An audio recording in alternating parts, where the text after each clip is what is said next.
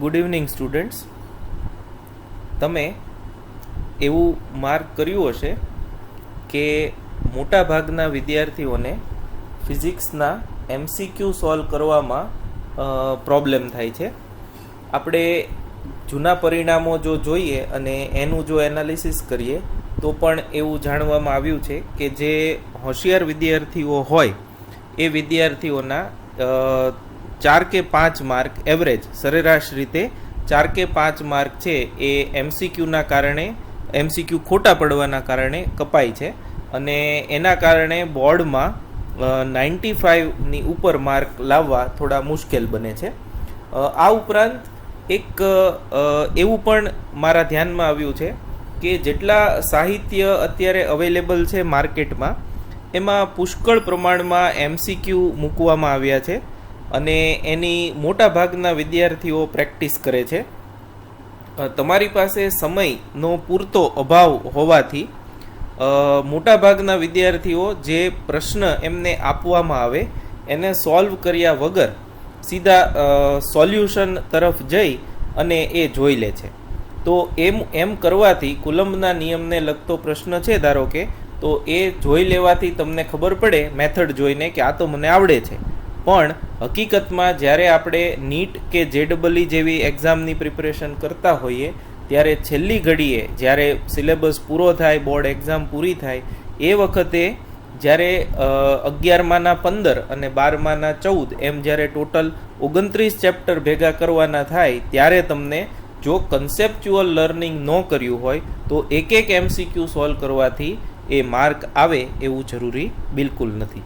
એટલે આ જે બુક છે MCQની તમે જે ખરીદી છે એના પાછળનો મુખ્ય આશય કે મુખ્ય હેતુ એ જ છે કે સોલ્યુશન ન આપવું, જેથી કરી અને વિદ્યાર્થીઓ જાતે જ એમાં મથામણ કરી અને એનો રસ્તો કે એ કયો કન્સેપ્ટથી એ MCQ સોલ્વ થાય છે એ સમજવા પ્રયત્ન કરે, જેથી કરીને એ કન્સેપ્ટ જે છે એના મગજમાં ફિટ બેસી જાય અને જ્યારે 29 ચેપ્ટર એક સાથે કરવાના થાય એવા સંજોગોમાં ક્વિક રિવિઝન થઈ અને માર્ક લેવામાં કોઈ તકલીફ પડે નહીં.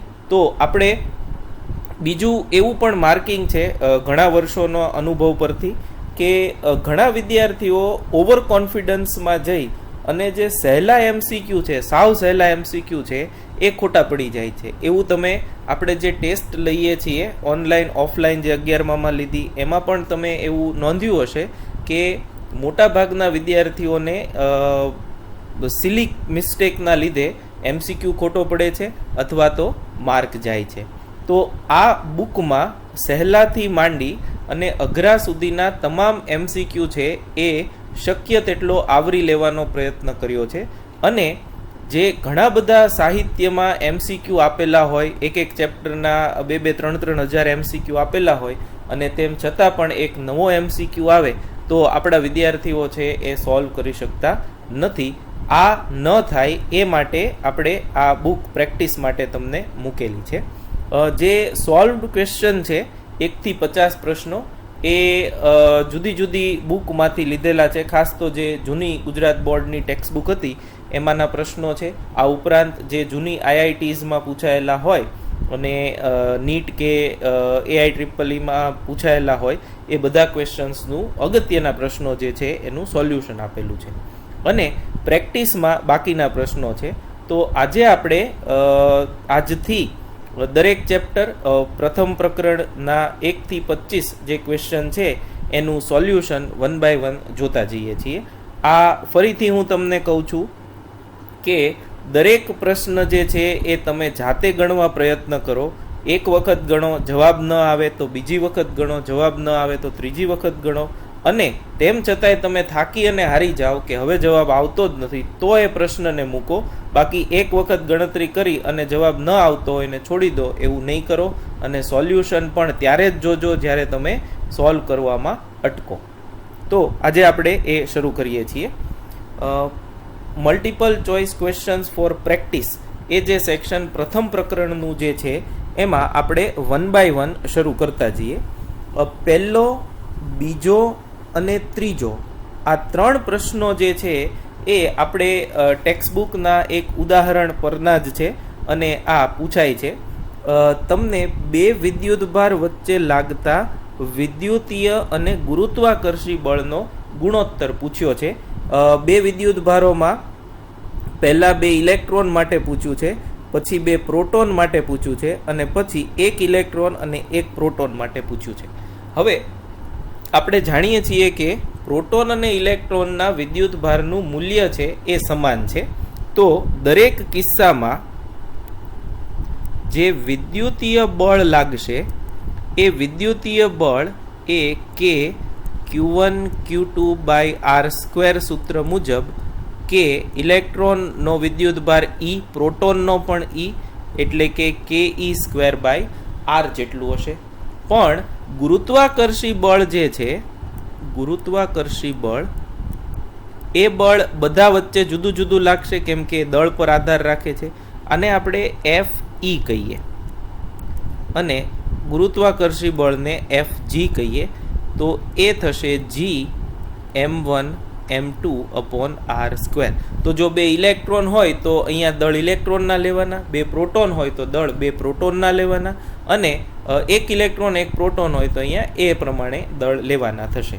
તો જો આ બે બળનો ગુણોત્તર લેવામાં આવે, FE વિદ્યુતીય અને ગુરુત્વાકર્ષી, FE અંશમાં આવશે, FG છેદમાં આવશે, તો આ થશે કે Q1 Q2 upon G m1 m2. તમે જોઈ શકો છો R² એ અહીંયા R² આવશે, એ કેન્સલ થશે.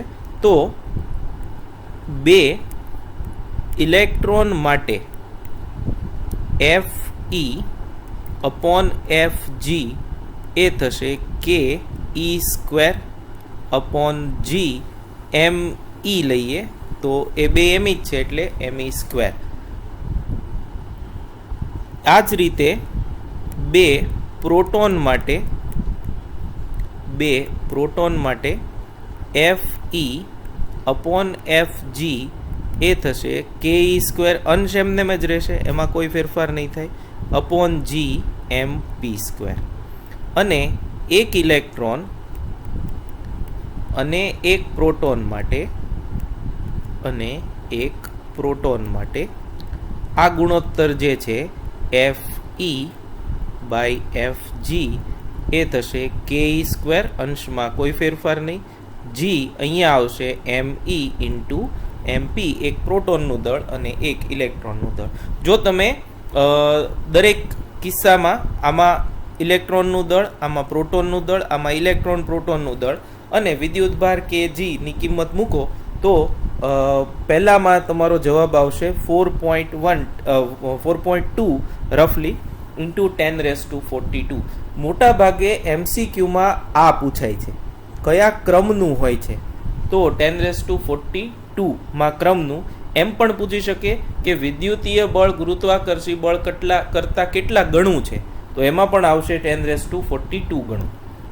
એવી રીતે બે પ્રોટોન વચ્ચેનું વિદ્યુતીય બળ 10⁻36 ના ક્રમમાં, અથવા તો પ્રોટોન વચ્ચે લાગતું વિદ્યુતીય બળ ગુરુત્વાકર્ષી બળ કરતાં 10⁻36 ગણું વધારે હોય.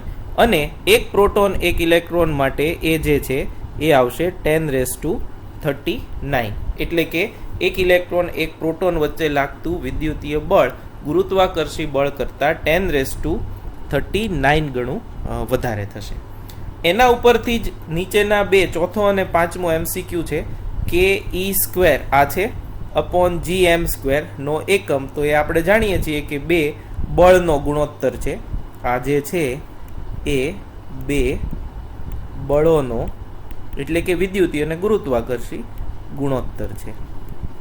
અને બળ હોય તો અને તેથી તે એકમ રહિત આવે. આમ તો આ લગભગ 90% વિદ્યાર્થીઓને ખબર જ હોય. એકમ રહિત છે એટલે એનું પારિમાણિક સૂત્ર M0 L0 અને T0 આવશે. આ ટેક્સ્ચ્યુઅલ થિયોરિટિકલ ક્વેશ્ચન છે.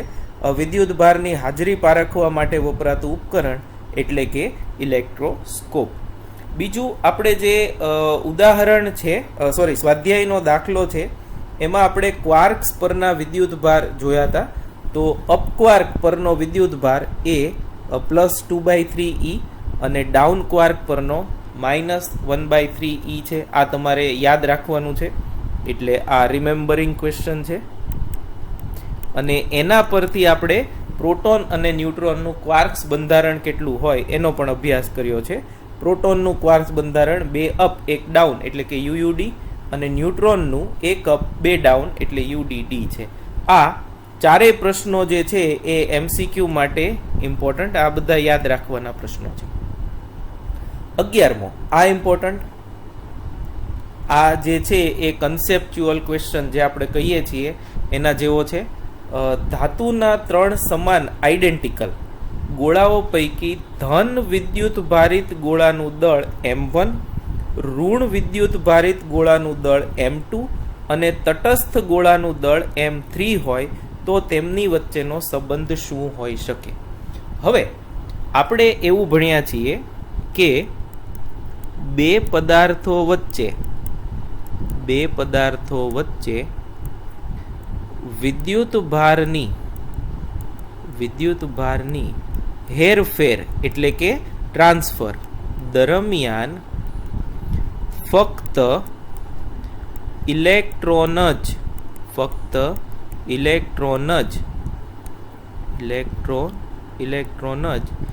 એક પદાર્થ પરથી બીજા પદાર્થ પર જાય છે. એટલે પ્રોટોન જે છે એ હલનચલન કરી શકતા નથી, કેમ કે એ પરમાણુમાં બંધિત અવસ્થામાં હોય. ઇલેક્ટ્રોન જે છે એ જ એક પદાર્થ પરથી બીજા પદાર્થ પર જાય. એટલે આને ટૂંકમાં એમ કહીએ કે ઋણ વિદ્યુત ભારિત પદાર્થ એ ઋણ ત્યારે થાય કે જ્યારે તે ઇલેક્ટ્રોન મેળવ્યા હોય. એટલે ઋણ વિદ્યુત ભારિત એમનેમ ન થાય, ઇલેક્ટ્રોન મેળવી અને એ પોતે ઋણ વિદ્યુત ભારિત થયો હોય. અને ધન વિદ્યુત ભારિત પદાર્થ ત્યારે થાય જ્યારે તે ઇલેક્ટ્રોન ગુમાવે. એટલે ખાસ યાદ રાખજો કે ધન વિદ્યુતભાર આપણે મૂક્યો એવો શબ્દ વાપરીએ તો એનો અર્થ એવો થાય કે આપણે ઇલેક્ટ્રોન કાઢી લીધા. ધન વિદ્યુતભાર જે છે ક્યારેય મૂકી શકાતો નથી. ઇલેક્ટ્રોન જે છે ઓછા કરીએ તો જે પહેલા તટસ્થ હોય એમાંથી એ ધન વિદ્યુતભારિત થાય. તો હવે તમને સ્પષ્ટ છે કે એવો ગોળો કે જે ઋણ વિદ્યુતભારિત હોય તેના પર ઇલેક્ટ્રોનની સંખ્યા વધુ હોવાથી એનું દળ સહેજ વધારે હશે. ધન વિદ્યુતભારિત જે છે ઇલેક્ટ્રોન ગુમાવે છે એટલે એનું દળ સહેજ ઓછું હશે. અને તટસ્થ ગોળો જે છે એમાં ઇલેક્ટ્રોન પ્રોટોનની સંખ્યા સમાન છે એટલે એનું દળ જે છે એ આ બંનેની વચ્ચેનું હશે. તો જુઓ, સૌથી ઓછું દળ ધન વિદ્યુતભારિત ગોળાનું એટલે કે m1 સૌથી નાનું છે. જુઓ, ઋણ વિદ્યુતભારિત m2 એ સૌથી વધુ, કેમ કે એના પર ઇલેક્ટ્રોન વધારે છે એટલે એ સૌથી વધુ. અને એ બંનેની વચ્ચે તટસ્થ ગોળાનું દળ m3 એટલે D જે છે એ આપણો જવાબ આવશે. આ એક એન્ટ્રન્સ ટેસ્ટમાં પૂછાઈ ગયેલો પ્રશ્ન છે અને એ હવે તમને સમજાઈ ગયો હશે. હવે જે અમુક દાખલાઓ છે એ પ્રેરણ પરના છે કે જે આપણે એવું જોયું હતું કે બે આઈડેન્ટિકલ પદાર્થો હોય વાહકો, તો એમને જોડવાથી એમના પર સમાન રીતે વિદ્યુતભારની વહેંચણી થાય. સમાન રીતે એટલે બંને પરના જે કાંઈ પણ વિદ્યુતભાર પહેલાંના હોય એનું એવરેજ કાઢી અને બંને પર સમાન રીતે વહેંચાય. તો આપણે એ પરના દાખલાઓ છે. 12મો દાખલો તમે જુઓ તો આઈડેન્ટિકલ બે ગોળાઓ A અને B પર 4Q અને 2Q વિદ્યુતભાર છે. જો તેમને વાહક તારથી, અહીંયા ક છે, વાહક તારથી જોડવામાં આવે તો બંને પર અનુક્રમે ખાલી જગ્યા અને ખાલી જગ્યા વિદ્યુતભાર હશે.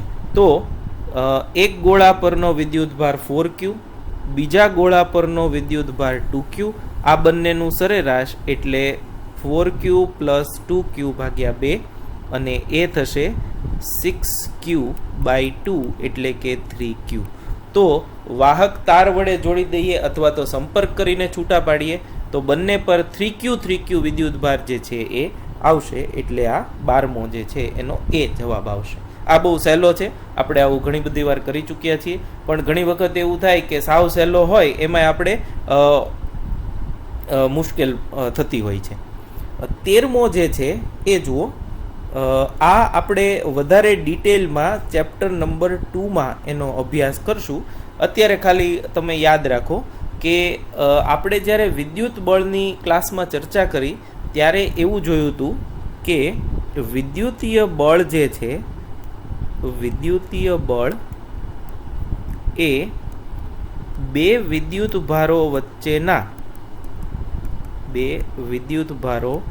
વચ્ચેના માધ્યમ પર આધાર રાખે છે. માધ્યમ પર આધાર રાખે છે. આની આપણે ખાલી એવું કીધું હતું કે ગુરુત્વાકર્ષી બળ અને વિદ્યુતીય બળની સરખામણીને તફાવત એવું આપણે જોયું હતું. એમાં એવું કીધું હતું કે ગુરુત્વાકર્ષી બળ માધ્યમ પર આધાર નથી રાખતું. તમે બે દળ ધરાવતા પદાર્થો હોય એને હવામાં રાખો કે પાણીમાં રાખો, ગુરુત્વાકર્ષણ બળ સરખું જ લાગે, પરંતુ એવું વિદ્યુતીય બળમાં થતું નથી. તો કે જેટલો જો ડાઇલેક્ટ્રિક અચળાંક હોય, આ ડાઇલેક્ટ્રિક અચળાંક શબ્દ પણ અત્યારે તમારે યાદ રાખવો પડશે, સેકન્ડ ચેપ્ટરમાં એ સમજાઈ જશે.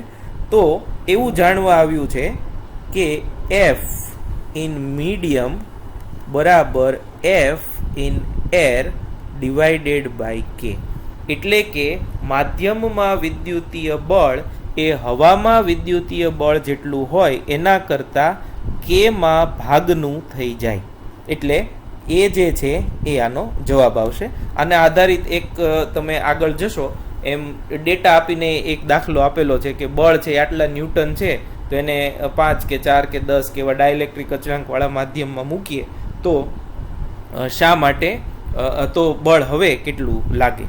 તો એ એક તમારે અત્યારે યાદ રાખવાનું છે, એની સમજૂતી છે સેકન્ડ ચેપ્ટરમાં છે. નાઉ નેક્સ્ટ જે છે 14મો પ્રશ્ન એ કંઈક આવો છે. ધાતુના 14 અને 15 બે સમાન જેવા છે.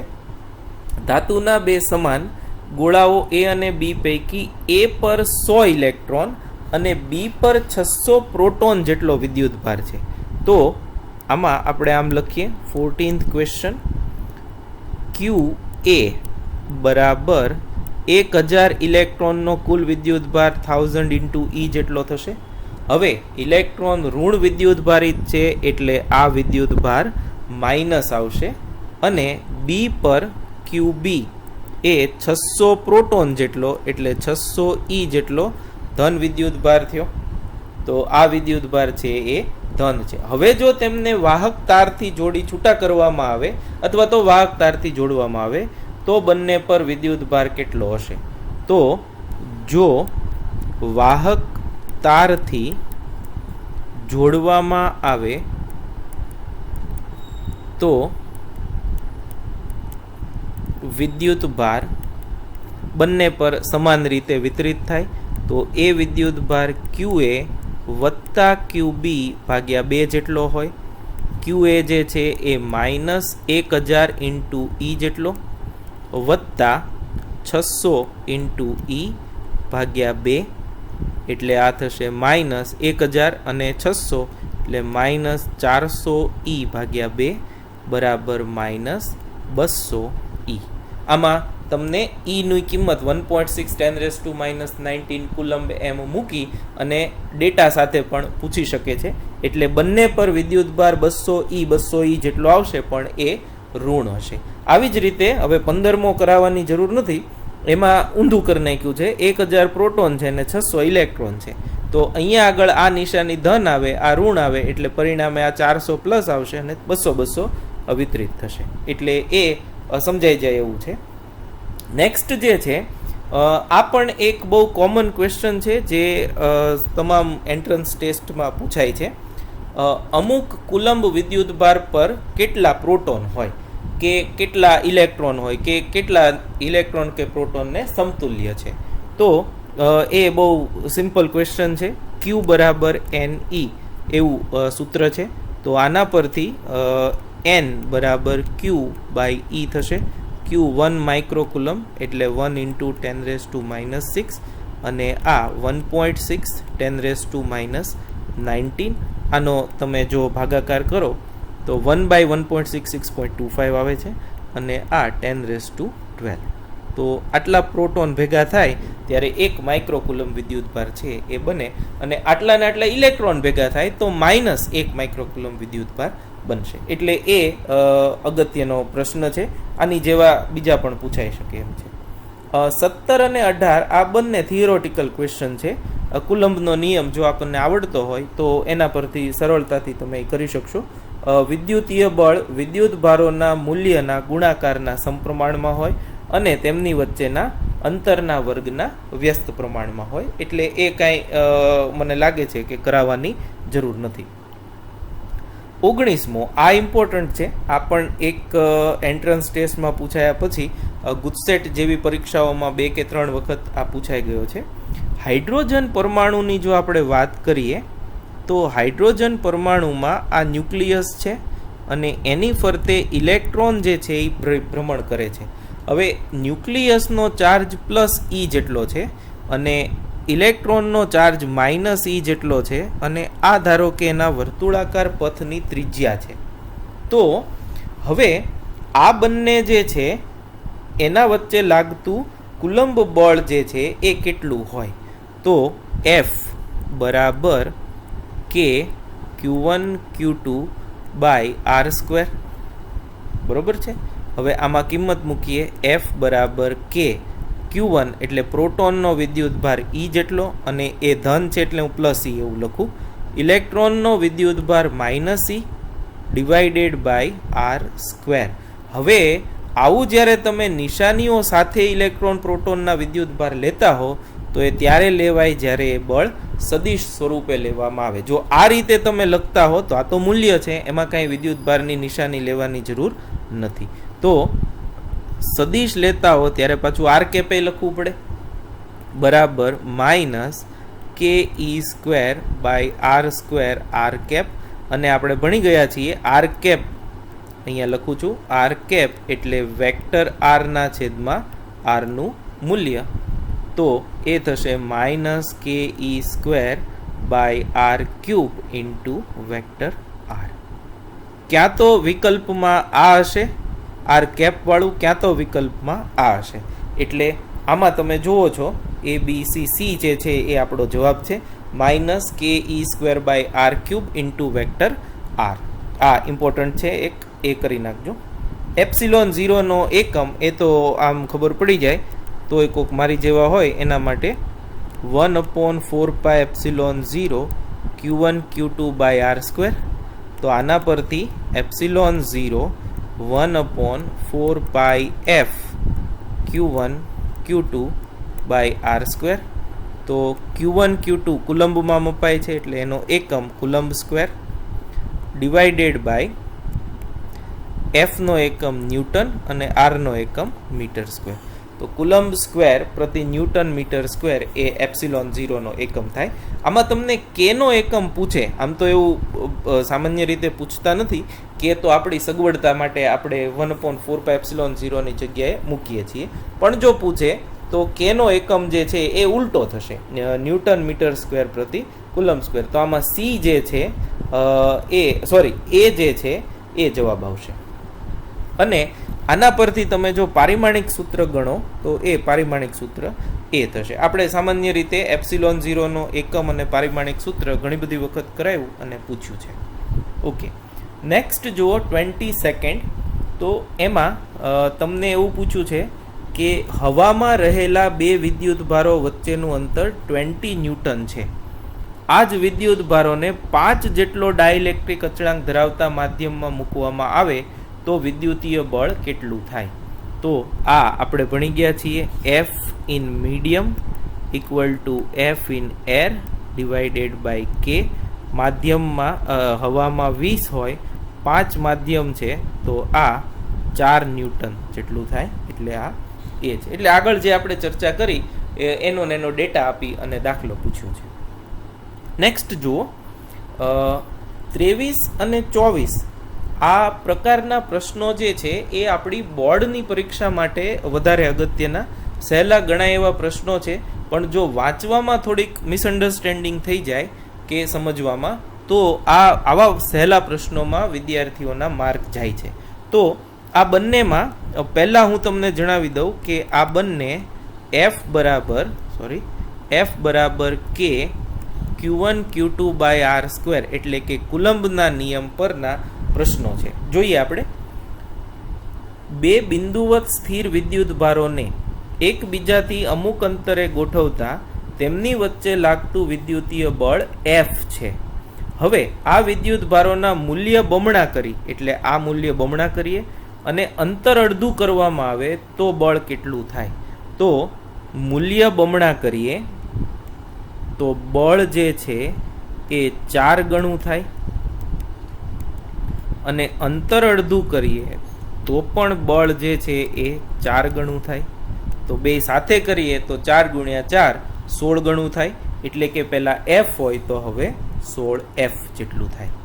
અને બીજું એનાથી ઉલટું છે કે વિદ્યુત ભારોના મૂલ્ય અડધા કર્યા અને અંતર બમણું કરીએ તો વિદ્યુત ભારોના મૂલ્ય અડધા કરો એટલે કે આ બંને અડધું કરીએ તો F ચોથા ભાગનું થાય. અને જો અંતર બમણું કરવામાં આવીએ તો 2r² એટલે 4r² થશે. તો પણ બળ જે છે એ ચોથા ભાગનું થાય. આમાં પણ બળ ચોથા ભાગનું થાય.